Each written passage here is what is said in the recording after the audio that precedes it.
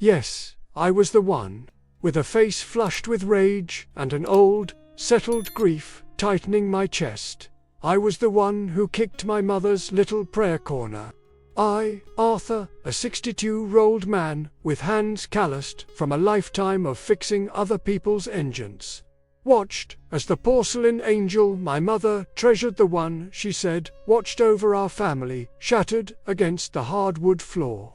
Its ceramic fragments scattered like brittle bones. Her well-worn Bible, the one with the faded gold lettering, slid off the mantel and hit the ground with a soft, defeated thud. And the glass on a framed photo of my late father, a man I still missed with an ache that never quite went away, cracked right across his smiling face. The sound of it, that sickening splinter of glass, felt like it severed the last thread of love holding my mother and me together. It's a hard thing to admit. It's even harder to say out loud, but it's the truth. And the truth is where this story has to start. My name is Arthur. I'm 62, retired. For 40 years, I worked as an auto mechanic in our small Midwest town. I'm a man who understands things you can touch, things you can take apart and put back together. Engines, transmissions, carburetors. If it's broken, you find the faulty part, you replace it, and it works again. Simple, logical. I built my life on that logic. It's a solid foundation. Or so I thought. My personality, well, people would say I'm firm. Stubborn, maybe. Proud, for sure. I don't bend easy. Life taught me not to. Especially after I lost my wife, Sarah. When she died, something in me calcified. The world of faith, of prayer, of believing in things you can't see or prove. It all started to look like a cruel joke. A bottle of snake oil sold to people desperate for a cure that was never coming. My mother, Grace, she's the complete opposite. 80 years old, and her faith is as simple and as vital to her as breathing. It's the only thing that's held her together since Dad passed, and especially in these later years. Her house, the same one I grew up in, is a testament to that faith. And the heart of it all was that little collection of keepsakes on her living room mantel. That porcelain angel, the Bible, a little cross-stitched sampler she made decades ago that reads, "He leadeth me." To her, it was a source of strength, a direct line to comfort. To me, it was a monument to weakness. It was a shrine to the same kind of blind hope that, in my eyes, had failed to save my wife. Every time I looked at it, I didn't see peace. I saw a surrender to a force that I believed was indifferent at best, and cruel at worst.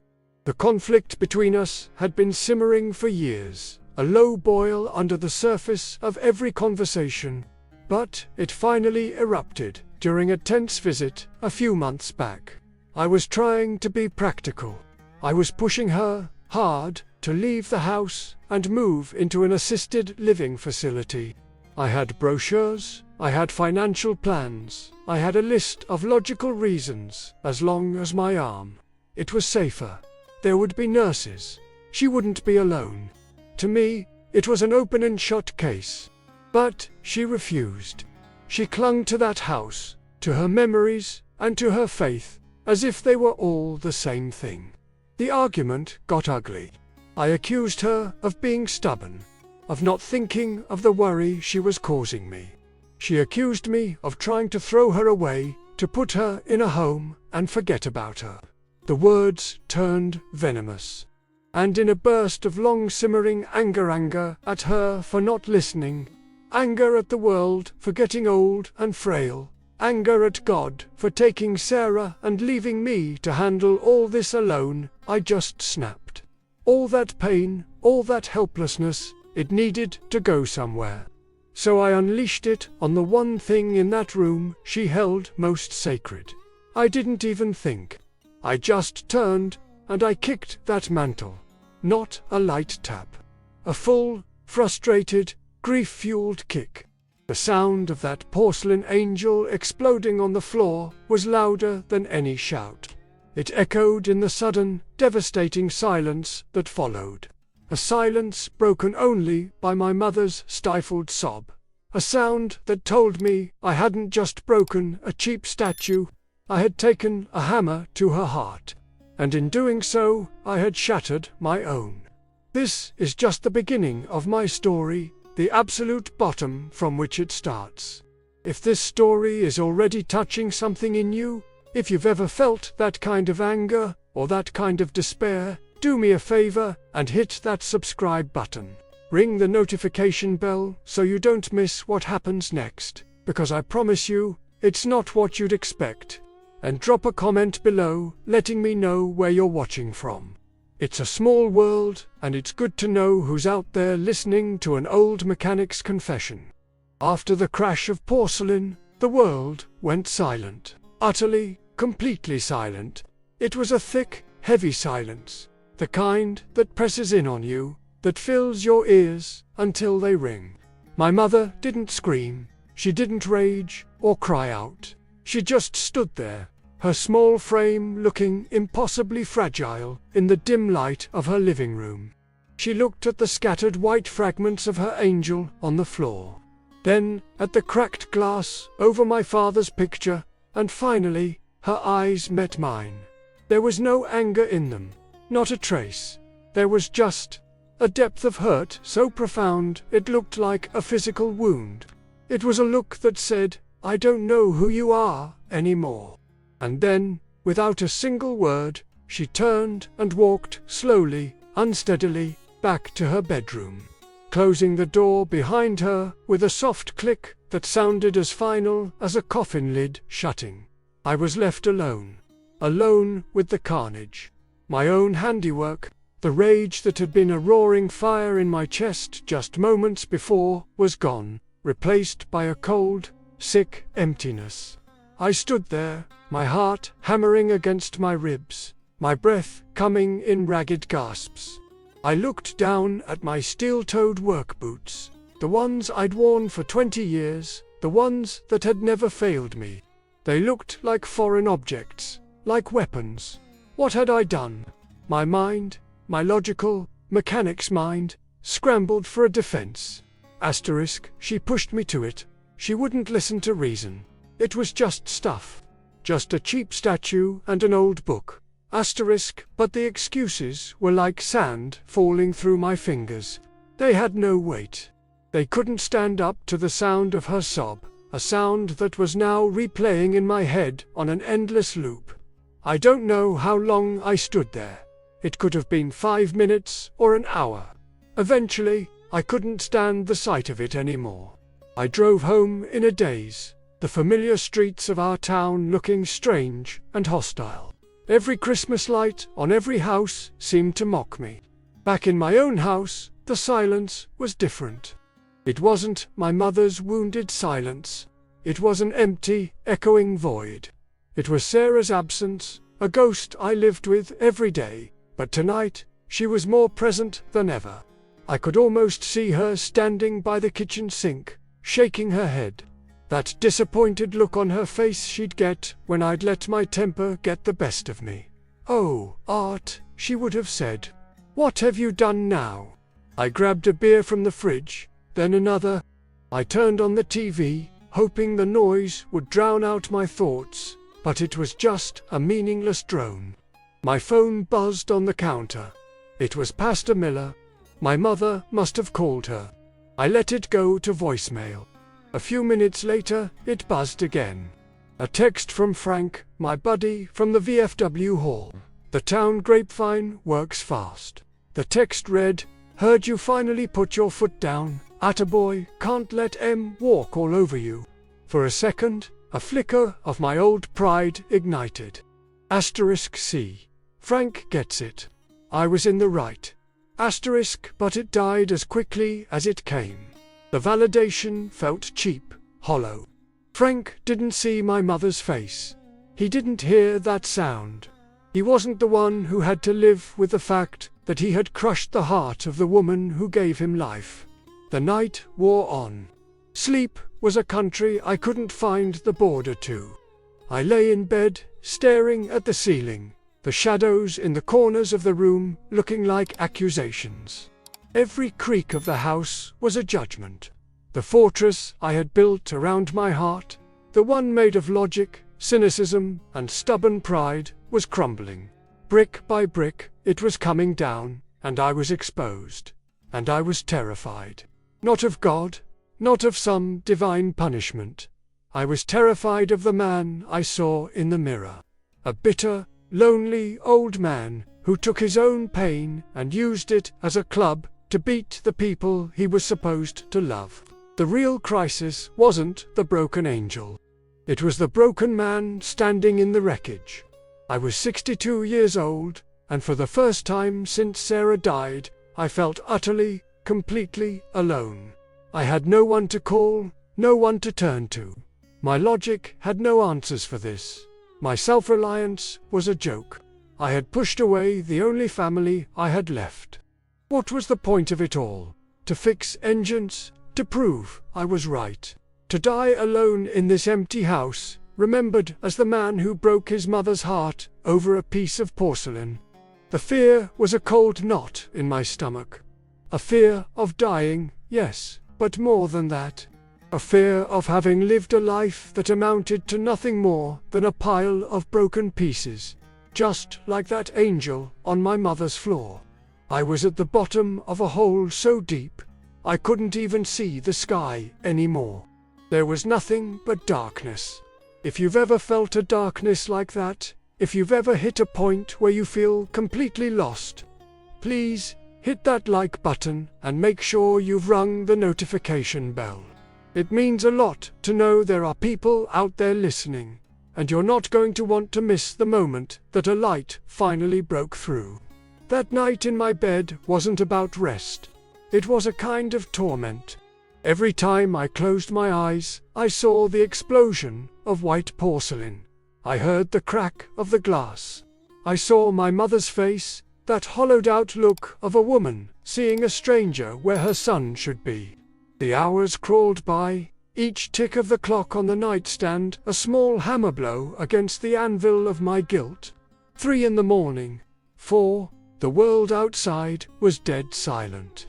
Wrapped in that deep, pre-dawn stillness where everything feels heavier, more real. My anger was gone, burned out completely, leaving behind nothing but the cold, greasy ash of shame. I had spent so many years being angry at a God I didn't believe in, angry at the universe for its random cruelty. But lying there, in the wreckage of my own making, I finally understood. The anger wasn't aimed outward. It was a poison I had been drinking myself, and it had finally made me lash out at the one person who had only ever shown me love. It was in that moment of absolute stillness, in that profound quiet, that it happened. It wasn't a sound. Not in the way you hear a floorboard creak or the wind outside. My ears heard nothing. This was different. It came from inside me, a whisper that bloomed in the very center of my conscience, as clear and distinct as if someone were standing right beside me. It was a woman's voice, gentle, calm. And it was filled with a sadness so deep, so ancient, it felt like it held all the sorrows of the world. It was a sadness that wasn't judging me, but was weeping with me. And it spoke, not to my ears, but directly to my soul. It asked a simple question. Son, why is your heart so full of pain? I froze. Every muscle in my body went rigid. My breath caught in my throat. My logical mind, my mechanic's mind, immediately kicked into gear, scrambling for an explanation. It's the stress. It's the 2 beers I had. I'm exhausted. I'm hallucinating. It's grief, playing tricks on an old man's mind. I tried to grab onto those explanations, like a drowning man grabbing for a piece of driftwood. They made sense. They fit into the world I knew, the world of cause and effect, of tangible things. But the voice wasn't finished. It spoke again, with that same impossible clarity, that same infinite compassion. Asterisk, it wasn't me you struck. It was the woman who gave you life, and the love that is still waiting for you. Asterisk, and with those words, all my defenses, all my logic, all my cynical, stubborn pride just dissolved. It was like a dam of hardened concrete turning to dust in an instant. Because you can argue with a sound, you can dismiss a hallucination, but you can't argue with a feeling. And the feeling that washed over me with that voice was something I hadn't felt since I was a small child, safe in my mother's arms. It was a feeling of being completely known and completely forgiven. The shame was still there, a hot, burning coal in my chest. But now, it was surrounded by this gentle, overwhelming mercy. It wasn't the voice of some distant, angry God I had spent my life rejecting. It was the voice of a mother seeing her child in agony and wanting only to soothe the hurt. I started to cry. Not loud, angry sobs, but the silent, shoulder-shaking tears of a man who has been broken all the way down to his foundation. I wept for Sarah. I wept for my father. I wept for my mother and the terrible pain I had caused her. But most of all, I wept for the bitter, lonely man I had become. A man so walled off by his own grief that he couldn't see the love that was right in front of him, waiting patiently for him to just turn around. Lying there in the dark, I couldn't explain what had happened. I still can't, not in a way that would satisfy the old me. Was it a message from the Virgin Mary, whose statues I used to mock? Was it the voice of God, or was it just my own heart, finally breaking open? I don't have the answer, but I know this: in the deepest, darkest hole of my life, a light had been switched on, and for the first time in years, I wasn't afraid of it. I knew, with a certainty that defied all reason, that my life could not continue on the same path. Something had to change. Everything had to change. That moment, that voice, it changed the very foundation of my world. If you've ever had a moment that defied all explanation, a moment that changed everything for you, please do me a favor and hit that like button. Make sure you've rung the notification bell, because you'll want to see what a man does when he finally starts to pick up the pieces. The sun came up the next morning, as it always does, indifferent to the wars waged in the dark. I woke with a stiff neck and the gritty feeling of a man who hadn't slept so much as wrestled with consciousness for 8 hours. My first thought, clear and sharp in the morning light, was, asterisk, you're an idiot, Arthur, you had a nightmare. Asterisk, my mechanic's brain, my trusted old engine of logic, fired up immediately. It started running diagnostics, searching for the faulty part. Stress, guilt, lack of sleep, 2 beers on an empty stomach. It was a perfect storm for an auditory hallucination. The brain is just a machine, after all. A complex one, sure, but subject to glitches like any other. The voice, that gentle, sorrowful voice, was a glitch. A phantom signal from a crossed wire in my head. I clung to that explanation. It was solid, it was rational, it put me back in control.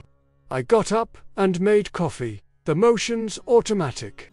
I went out to my workshop, the one place in the world where I am king, where everything makes sense. I picked up a carburetor I'd been meaning to rebuild, cold, solid metal in my hands. I could see the problem. A clogged jet. I knew how to fix it. Disassemble, clean, reassemble, simple, logical. But, as I worked, my hands steady, my mind was a runaway train. The voice kept replaying. Not like a memory of a dream, which fades and warps. This was different. It was pristine. Every inflection, every nuance of that impossible sadness was perfectly preserved. It was as clear as if it were being whispered in my ear right then. Asterisk, son. Why is your heart so full of pain? I dropped a tiny screw. It bounced off the concrete floor and disappeared under the workbench. I cursed, my voice loud and raw in the quiet garage. But the anger had no heat. It was just noise. The rest of the day was a series of these little ambushes. I turned on the old radio on the shelf, and the first song that came on was Patsy Cline, my mother's favorite. She used to sing along while she was baking. I switched the station, a talk show. The guest was a psychologist discussing the power of grief. I turned it off. The silence was worse. I went inside for lunch and saw a flash of white outside the kitchen window. A dove, of all things, had landed on the fence post, its head cocked as if it were watching me. I scoffed. It's just a bird, you old fool. But it stayed there for a long time. Too long. And with every passing moment, my rational explanations felt flimsier, like trying to patch a blown gasket with masking tape. The fortress of my logic was being assaulted, not by a battering ram, but by whispers and feathers. And the shame, oh, the shame was a physical thing. It was a sickness in my gut, a bitter taste in my mouth. I remembered things I hadn't thought about in years. A Christmas Eve, maybe 15 years ago, when Sarah was still alive, my mother had given me a small, hand-carved rosary. I'd looked at it, smirked, and said something like, "Thanks, Ma, but I think I'll stick with my wrenches. At least, they actually do something." I saw the flicker of hurt in her eyes, a hurt I had been too proud and too stupid to acknowledge at the time. I remembered driving past St.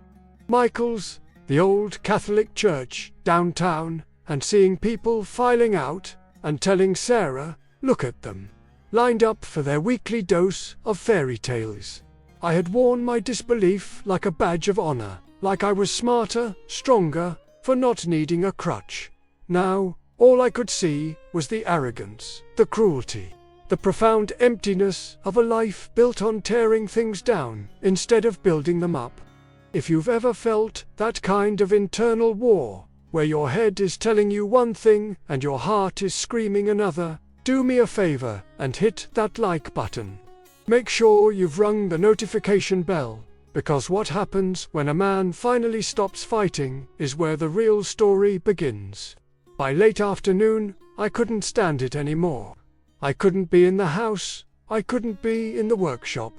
I just got in my truck and started driving, no destination in mind. I drove past the park, past the high school, past the VFW hall where Frank and the boys were probably already having a beer. And then, I found myself on Oak Street. And there it was, St. Michael's. A big, old stone building that had been there 100 years. I'd driven past it thousands of times without giving it a second thought. But today, it looked different. It looked formidable. I pulled over to the curb across the street and just sat there, the engine idling. Asterisk, what are you doing, Art? Go home. Asterisk, my mind was screaming at me. This was the enemy's territory, the headquarters of everything I'd spent a lifetime rejecting. But I didn't go home. My hand reached for the door handle. It was like watching someone else's body move. I got out of the truck and stood on the sidewalk, the afternoon sun warm on my face. The big, arched wooden doors of the church were slightly ajar. An invitation or a dare. I crossed the street, my work boots feeling heavy as lead on the pavement. Every step was a battle. My pride, my stubbornness, my 40 years of cynicism, they were all digging their heels in, screaming at me to turn back. But the memory of that voice, and the echo of my mother's sob, pushed me forward. I put my hand on the heavy iron handle of the door, took a deep breath that did nothing to calm the hammering in my chest, and I pulled. The air inside was cool and still, and it smelled of old wood, beeswax, and something else. Something ancient. Incense, maybe. The place was empty, bathed in the dim, colored light filtering through the stained glass windows. My footsteps echoed on the stone floor, loud and profane, in the sacred quiet. I felt like a trespasser, a burglar. I walked slowly down the central aisle, past the rows of empty wooden pews. My eyes darted around, taking in the alien landscape. The statues of saints I didn't know, the ornate altar at the front, the enormous crucifix hanging above it. I had always seen these things as idols, as props in a play. But now I wasn't so sure. In the silence of this place, they felt heavy, full of a meaning I couldn't grasp. My eyes landed on a small alcove to the side. There was a statue there, a woman in a blue robe, her hands held out in a gesture of welcome. Mary, the one whose image I had mocked 1,000 times, the mother of the God I didn't believe in. I walked toward it, drawn by a force I couldn't name. I stopped a few feet away, just looking at her face. It was carved from plaster or stone, I don't know. Just an object. But the artist had captured an expression of such profound, gentle sorrow. It was the same sorrow I had heard in the voice. A sorrow that understood pain. A sorrow that wasn't accusing, but was embracing. And in that moment, standing there in the dusty, colored light, my entire world tilted on its axis. The mechanic, the logician, the cynic had no more arguments. He had no more defenses. He was just a broken old man, standing in front of an image of a mother. My throat tightened. A single, hot tear escaped and traced a path through the grease on my cheek. And in the total silence of that church, I whispered a single word, a prayer from a man who didn't know how to pray. Help. That one word, help, hung in the silent, holy air of the church. It was the most honest word I'd spoken in 20 years. I don't know how long I stood there, a 62-year-old mechanic with grease-stained hands, staring at a plaster statue. But when I finally turned and walked back out into the sunlight, the world looked brighter, sharper. The weight in my chest was still there, but it had changed. It was no longer the anchor of my own bitterness. It was the heavy, humbling weight of a task I had to perform. I drove straight to my mother's house. I didn't call first, I just went. I parked in the driveway and walked to the front door, my heart pounding a rhythm of fear and resolve. I knocked softly. After a moment, the door opened a crack. She looked at me, her eyes wary, still filled with that deep, bottomless hurt. I didn't have a speech prepared. My logic had failed me, so all I had left was the truth. "Ma," I said, my voice cracking. Can I come in and clean up my mess?" She didn't answer right away. She just studied my face, searching for the sun she thought she'd lost. Then she nodded slowly and opened the door wider. I walked into the living room, and the sight of the broken angel and the cracked photograph hit me like a physical blow. I didn't make excuses. I didn't try to explain. I just got down on my hands and knees, my old joints protesting, and I started picking up the pieces. Every shard of white porcelain I picked up felt like a piece of my own shattered pride. My mother watched me from her armchair, silent. When I had gathered every last fragment into a small box, I looked at her. "I'm sorry," I whispered. "I am so sorry."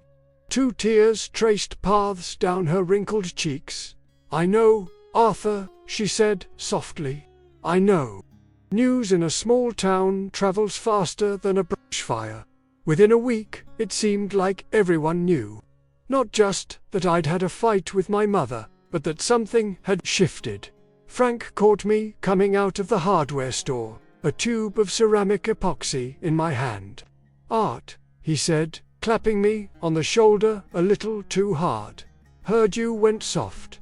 What's with the church visits?" you lose a bet or something. The old me would have bristled. The old me would have had a sharp, cutting remark ready. But the old me was a ghost. I just looked at him, and for the first time, I saw the fear behind his bravado. "Something happened, Frank," I said, my voice quiet but steady. It was the most real experience of my life. He just stared at me, shook his head, and walked away, muttering about me losing my mind. He wasn't the only one. My cousin called, convinced my mother had guilted me into some kind of religious breakdown. A neighbor told me to my face it was probably just a mini-stroke. I was pitied, mocked, and analyzed, but it didn't matter. You can't argue a man out of a burning building he's just walked out of. The one place I didn't feel like a freak was at St. Michael's. I started going to the Sunday service. At first, I just sat in the back, a bull in a china shop, feeling out of place in my jeans and work shirt among the Sunday best. But no one stared. No one judged. Pastor Miller would just nod at me, a small, knowing smile on her face. People would say hello. An older woman offered me a hymn book, showing me the page when I was lost. It was in that quiet acceptance that the symbols I'd always scorned began to open up to me. The cross wasn't just an instrument of torture. It was a symbol of a love so profound it was willing to be broken. The statues weren't idols, they were reminders of people who had walked this same difficult path of faith. They were family I hadn't met yet. A few months later, the church held its annual fall festival. The whole town was there. Barbecue, games for the kids, a bake sale. My mother was there, sitting with her friends, looking happier than I'd seen her in years. At one point, Pastor Miller got up on the little makeshift stage to thank everyone for coming. And then she said, "Sometimes, the most powerful stories are the ones right here in our own community. The stories of change, of grace." And she looked right at me.